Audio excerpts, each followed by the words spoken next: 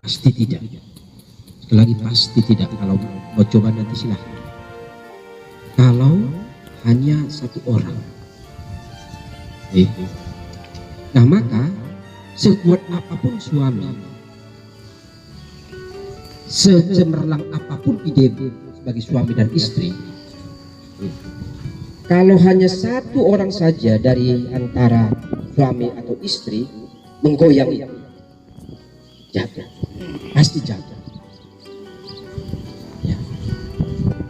Nah maka memang di sini diharapkan bagaimana suami istri itu sebagai syarat untuk tegaknya, ya ada tadi yang menyebutkan itu bisa disebut sebagai fondasi. Kalau kita mau sebut fondasi, ya apa namanya, paralon itu sehingga tetap tegak. Ada yang tadi miring, ditegakkan kembali, dikembalikan. Kalau memang satu dengan yang lain itu bisa menyesuaikan diri,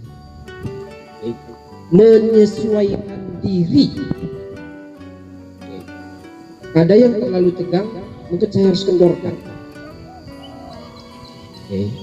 Saya harus memberi supaya lebih kendor, atau ada yang kendor sedikit, harus saya tarik sedikit. Ini akan terjadi terus dalam proses perjalanan kita, begitu ya.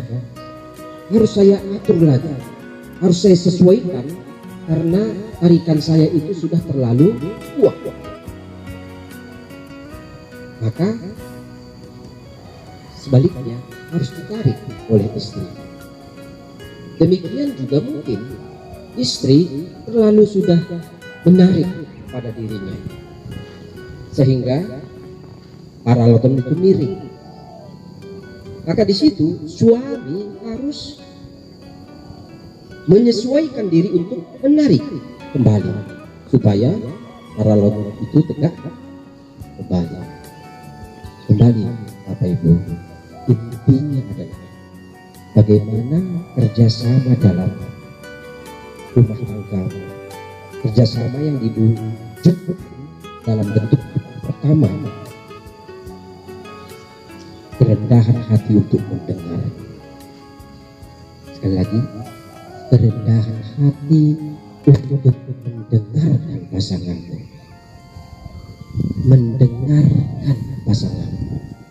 ya. Itu yang pertama, mendengarkan. Sering kita bukan orang yang sabar untuk mendengarkan. Sebelum selesai langsung kita serang dengan argumentasi kita. Pertama, sekali lagi, kesabaran untuk mendengarkan. Kemudian yang kedua, sungguh menghargai pasangan, bukan melecehkan, bukan menganggapnya tidak mampu, ya, bukan menyepelekan. Sekali lagi, kalau tidak ada dia, tak mungkin terjadi. Nah, jadi sungguh menghargai pasangan sebagai suami dan istri, ya, sungguh menghargai. Sekali lagi, bukan melecehkan.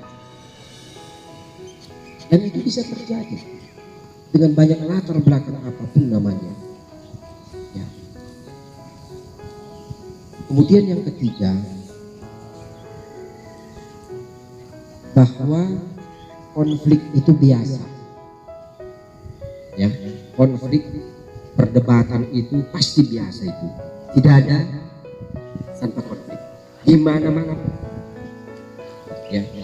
Begitu tadi memulai untuk menyesuaikan diri dalam latihan, semua pasti masing-masing pasangan berdebat, ada proses perdebatan di situ. Soalnya tarik aja tuh, soalnya lek aja, dang debe. Semua begitu. Ada juga yang sudah terlalu yakin langsung, percaya langsung, dong, kan? Nah, bagaimana menyesuaikan itu? Ini kan belajar bersama sampai akhirnya diputuskan sesuatu dan resiko atas keputusan itu pun harus ditanggung bersama, gitu loh. Bukan akhirnya saling Mateo kan, kau dok nakin. Dan kita sering menyalahkan dan tidak mau mengambil resiko bersama. Bahwa betah sekalipun, jangan. Ayo ulang. Ini menjadi resiko bersama, kita tanggung bersama, dan itu akan tetap ada dalam perjalanan suami istri. Tidak kemudian akhirnya tangolo ya, salah. Ada seperti itu. Mungkin saja dalam hati kekesalan, mungkin ada, bisa muncul loh seperti itu. Udah pernah kini, ingat bohong. Ada dalam hati muncul seperti itu. Tapi kembali Bapak Ibu, peran untuk mengambil resiko, dan resiko itu tanggung bersama, dan kita ulangi kalau perlu untuk belajar dari pengalaman kegagalan. Saya harap betul ini menjadi sebuah pembelajaran membangun sebuah keluarga. Yang kedua, saya mau menyinggung sedikit dalam proses permainan kita yang lain. Ya, semua itu memang menggambarkan dibutuhkan sebuah kerjasama. Saya ketika diminta suster untuk bersama dengan Bapak dan Ibu di tempat ini, ya, ketika anak-anakmu sendiri sudah menyelesaikan retret mereka. Oke.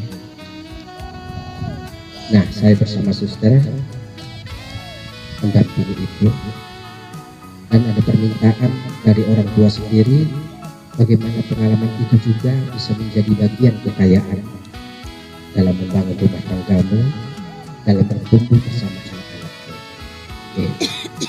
Nah, saya mau katakan apa? Bahwa sekolah itu satu tempat pendidikan, tapi tidak berarti kemudian menyerahkan segala sesuatunya kepada sekolah. Itu dia.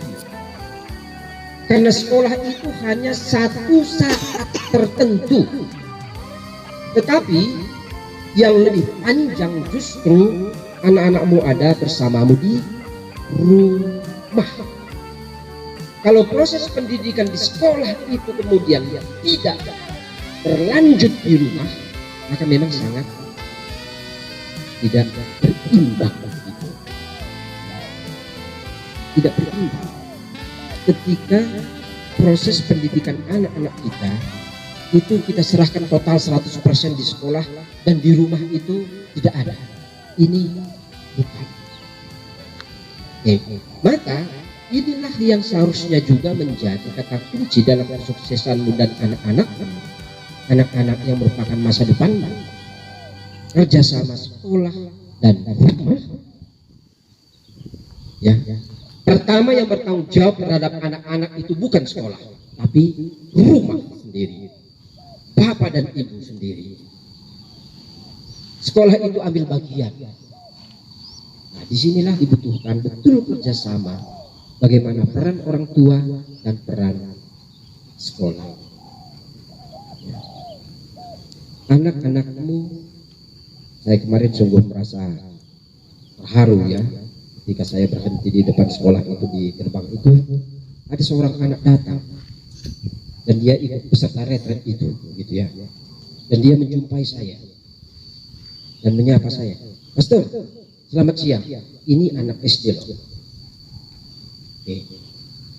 Bahwa anak-anak yang terbangun karakternya makin berani untuk tampil, oke, kemudian menunjukkan sopan santun.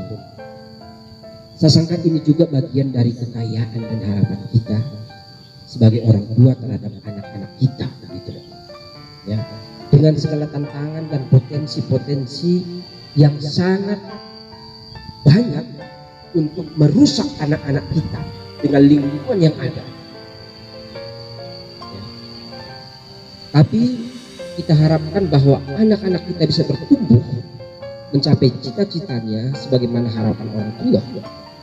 Ini kembali perlunya kerjasama antara sekolah dan masing-masing bapak dan ibu sebagai orang tua dari anak kita. Nah, maka saya harap permainan sesederhana apapun, sambil bermain, sambil tertawa, nah tetapi keseluruhan permainan itu mengharapkan memang adanya sebuah kerjasama, sebagai suami istri, sebagai kelompok bersama di dalam membangun dan melanjutkan cita-cita keluarga dan putra putrimu. Sekali lagi Bapak Ibu, terima kasih atas kebersamaan ini, dan setengahnya